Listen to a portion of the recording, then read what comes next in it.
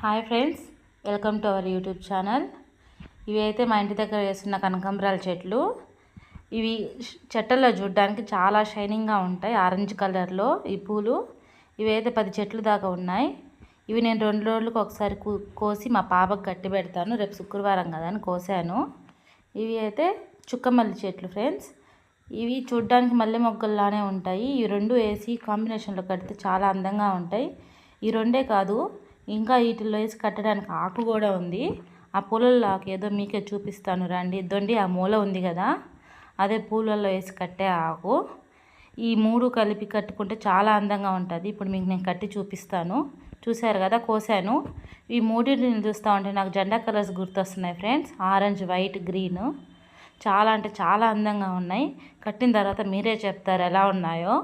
వీటిని అయితే ఇప్పుడు కట్టి నేను రేపు మా పాప పెట్టబోతున్నాను. కట్టిన తర్వాత అయితే మీరే చెప్తారు అచ్చం మల్లెపూలులానే ఉన్నాయని.